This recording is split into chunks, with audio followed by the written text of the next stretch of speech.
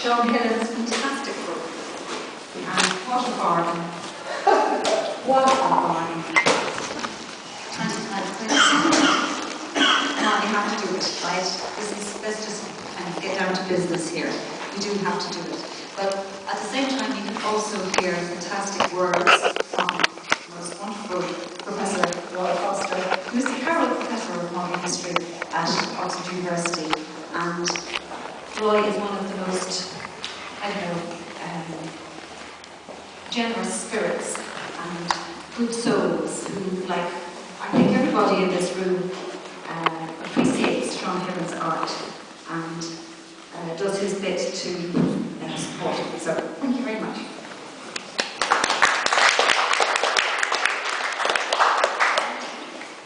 Thanks very much, Tanya. It's a great pleasure to be here.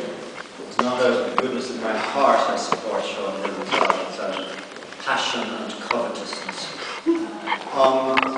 But I also support Sean very warmly in all sorts of ways because of what he's done for the, if you like, it's not too pretentious, the national discourse of this strange country. I've described him somewhere, and actually it's on the back of this book, I think, as a national treasure. And I think he is a national treasure. His images have been borrowed and used on their books by historians like me, by literary critics like Luke Gibbons, you can see here, by even government departments and the Board of Works, which is a Sean Hillen-esque irony that I think he must appreciate himself. Most of those images come from his immortal series, Atlantis. Those visionary, conglomerative collages. They're manic, they're antic, they're sardonic. Where you see Thor Heyerdahl's Kon-Tiki raft fetching up at Joyce's tower, where you see people gathering meteorites in Connemara, glaciers rearing up at the end of Dublin shopping streets, classical ruins materializing in Irish landscapes before astonished little men in sweaters from John Hine postcards. And finally, where we see immortally the Queen of Heaven beamed down by the solstice into the centre chamber of Newgrange. More recently, we've seen from Sean his astonishing series on the consolations of genius, or to put it rightly, what's wrong with the consolations of genius, which some of you, I hope many of you, will have seen in the Oliver Sears Gallery in 2011. Here we saw great Irish writers appearing in bemused conjunction with scantily clad screen goddesses, though never quite joining with them, which is rather typical of great Irish writers, against an ominous background of explosions and demolitions. I could talk in length about these and others of my favourite works, but I want to look now at this great book that we're launching here tonight. And I'm very proud indeed to do so. This book reflects early Hillen. It reflects work that comes from, in some cases, in some images, a very long time ago. Think of a very young Newry man, almost a boy, some of these were taken, I think, when about 19, wandering around with a camera, with a variety of cameras, I think, probably. It's in the early 80s, a lot of it. It's a grim time. He's observing orange marches.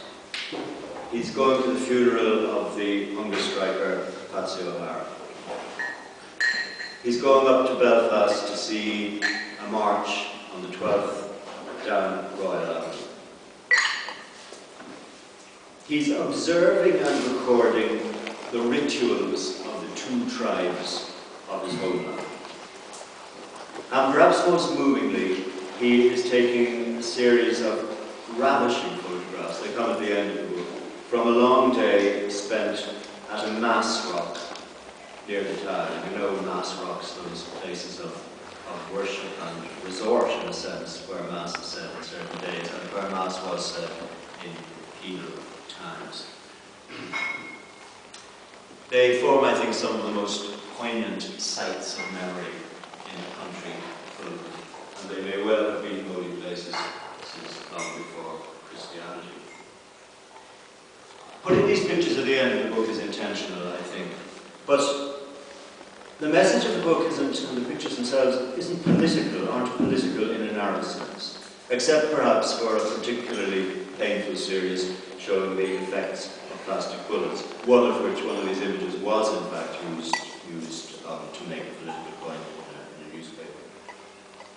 But the pictures in this book in general, often brilliantly constructed, especially in the way people are positioned in relation to each other, sometimes technically jagged for one reason or another, which sometimes makes them all the more effective. These pictures are more than a political or a sociological representation. They are, I think, historical documentation, of course, but they're also a statement about the spirit of place, which I think is why those Mass rock pictures at the end are so important. And they're about the unendurable sadness of living in the uncertainties of conflict and poverty. Poverty that is spiritual as well as actual, and clinging to certitudes while you do live in this way. I was recently looking at the extraordinary book of text and photographs produced in the late 1930s by James Agee and Walker Evans, called Let Us Now Praise Famous Men. And in it they recorded the lives of the poor sharecroppers in Dust Bowl, America. Ironically, they were commissioned to do so by Fortune magazine, which then refused to publish the book. It's an extremely powerful book, and I think those pictures, though they're much more formally composed than Sean's in Melancholy Witness, I think these pictures have some of the same anger and beauty. And the Walker Evans photographs are also visionary, in that Hillen way, which would later become familiar. Because these are visionary photographs in Melancholy Witness. Note the eye for bizarre conjunctions. Note the altar set up under the awning of a barred-up Dunn's supermarket. Note the filmic sequence, 3 sequential shots of a stone thrower and his Land Rover adversary. Note the cunning and suggestive use of the written word. Throughout these pictures, bizarre legends and assertive slogans turn up, advertising the unlikely in the middle of the unthinkable. And if you want to look forward to the artist that the boy with the camera will become, note the eye for the banal and bizarre, the hidden minx or the Ford Cortina placed at an angle to the universe, while in the background an explosion cloud rolls ominously behind a half-demolished building. This is the Hillen vision, a world where people nod at apparent certainties and go about their business while apocalypse trembles on the edge of their eyeballs. I own 2 original Hillen collages, and I covet more. One of them is from a series that followed some years later, and in fact preceded Atlantis. It's called London, Newry, an Imaginary City. It's from a series which some of you may know, where Yuri Gagarin comes to Earth, poised over his little city. Well, in the one that I have, that Mass rock appears. People grouped on the grass around a holy place, a place of ancient holiness. But it's juxtaposed into an unreal landscape involving the towers at Battersea Power Station, among other things, and the advent of a flying object which looks part military helicopter and part UFO. It's a disturbing, eerie and beautiful work, and I look at it every morning because it hangs above the kitchen table.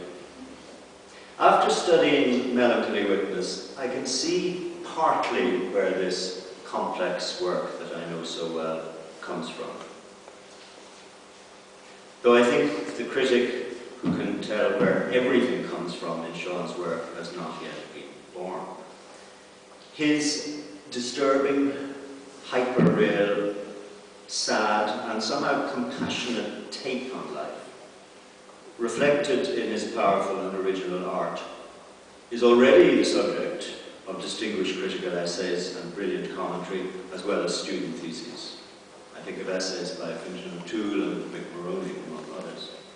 And this book is a vital part of it.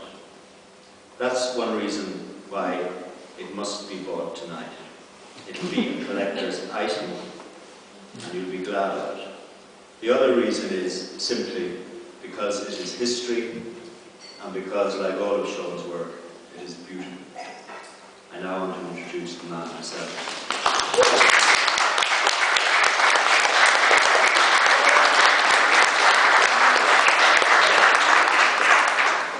Well, follow that, as the man said, that's going to be rather difficult.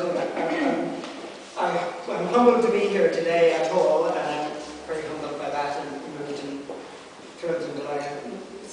It takes some absorbing. I have a few words to say. If you put up with me, I'll share them with you.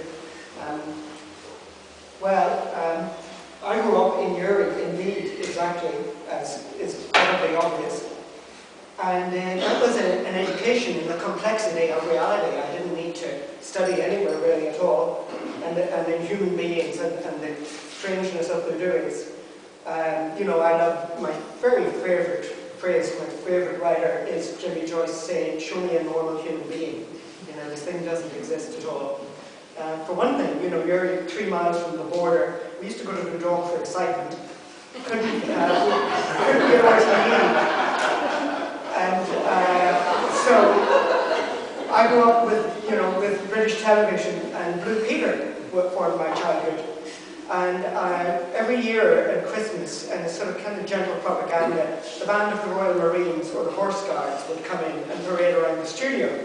But the strange thing about watching that in Uri is if you looked out your kitchen window, the same guys were lying in camouflage gear in the back garden.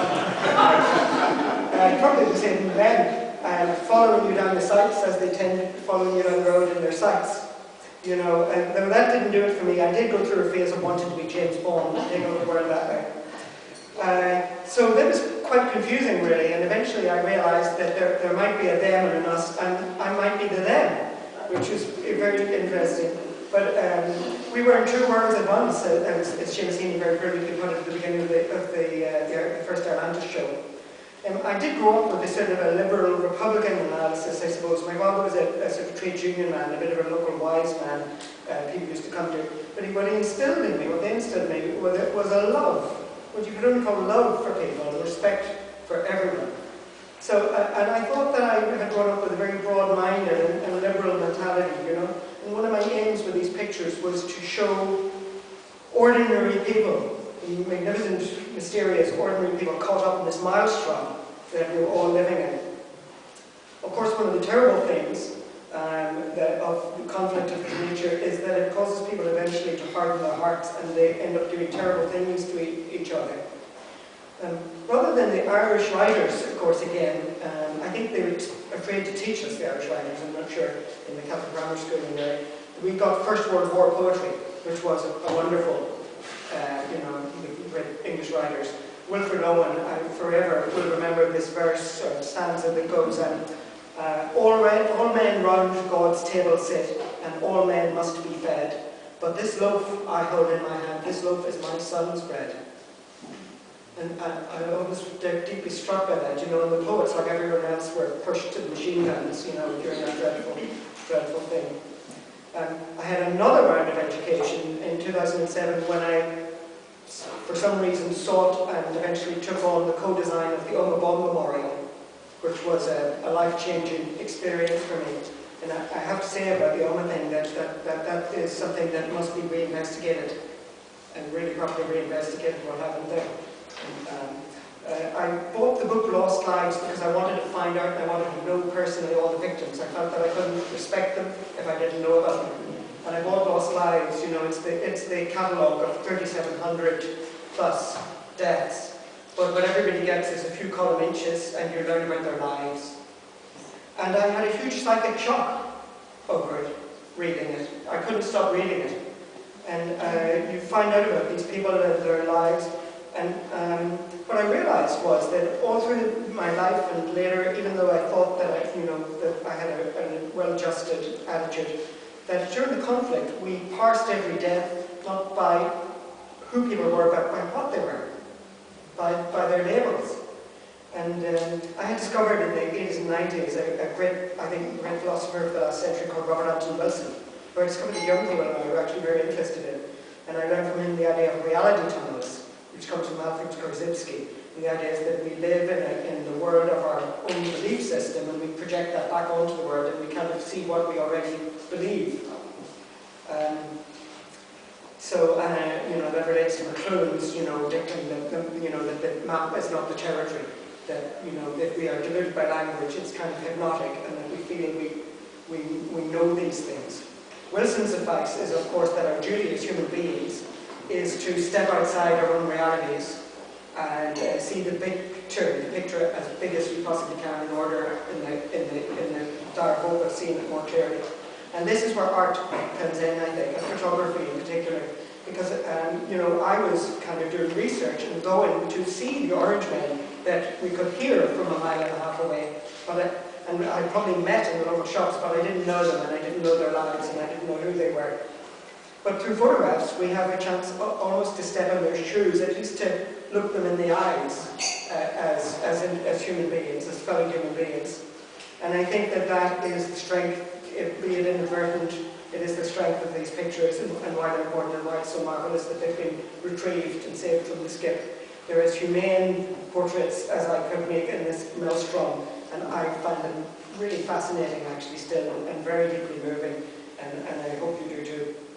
I want to thank Roy for his very, very generous words, his very generous presence, the National Library of Ireland for their kindness in allowing us to be here today, and its director and staff, and particularly Elizabeth Kerwin, who was the visionary, who saw these pictures, who realised that these pictures had a value and should have a life. Ronan Colvin of the History Press, who then saw that there could be a book, and his staff, they made this really marvellous book from them. Aidan Kelly, who can't be here today, who actually partially saved them by